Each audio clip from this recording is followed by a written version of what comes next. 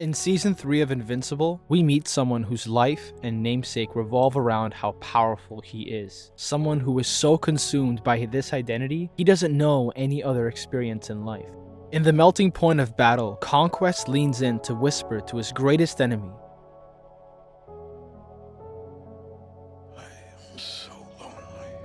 After thousands of years prevailing as the Viltrumite symbol of dominance, Conquest shows his humanity. Viltrumites are born and raised so they can fight, conquer, and live in service of their collective goals, even at the expense of their individuality. I listen to the Conquest speech and I wonder, how many do these words resonate with?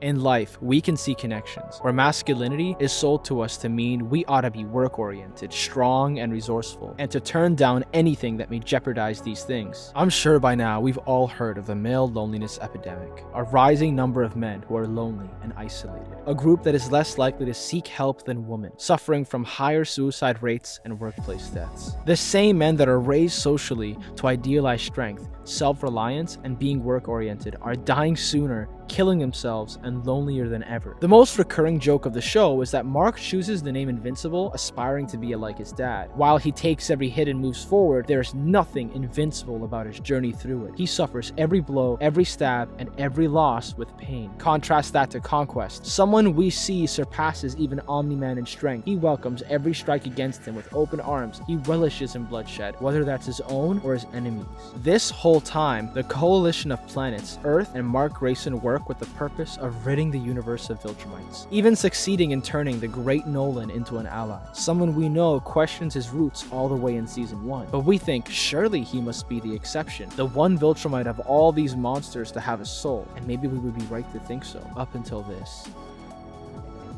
Some days I feel so alone I could cry, but I don't. I never do. Because what would be the point?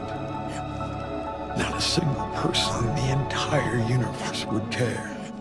In this moment, we realize something. Both sides of this situation are in pain. Before we can even process this realization, we see Conquest lose to the very thing he yearned for as Mark defeats him, summoning strength by leading into what Viltrumites have been casting aside this entire time: love, relationships, and trust. In Invincible, we see this tragic portrayal of one of the pitfalls of a very specific masculinity that tells us we can't be strong and love. We can't work hard and connect with others, and that we're not allowed to use our own strength, yet trust in others to support us at the same time. But is this the only representation that the writers are giving us? One where masculinity is stale and unchanging for thousands of years until one meets their lonely and hopeless end? Not in the slightest. We have Rex in the first season, someone who selfishly goes from skipping out on the Guardians of the Globe funeral to cheat on his girlfriend, changing, learning to connect and value what others care about. Someone the audience dislikes in the beginning, becoming a good friend to Mark, Eve, and Ray, and by the end, being someone we mourn along with everyone else at his own funeral scene.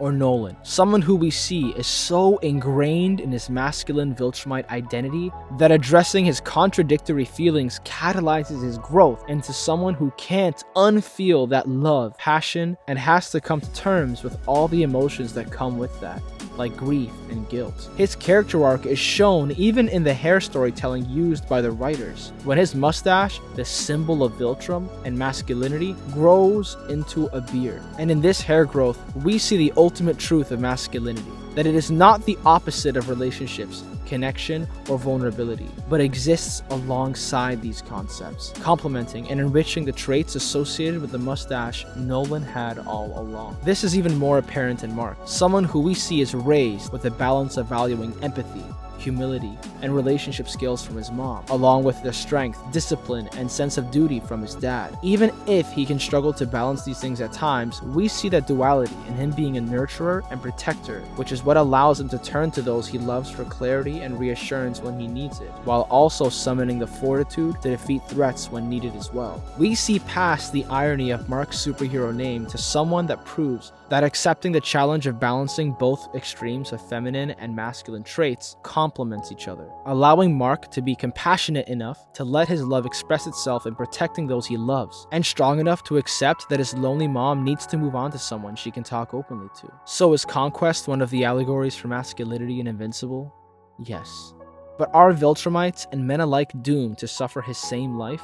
If you've been watching the same show I have, you should know the answer. Not nearly.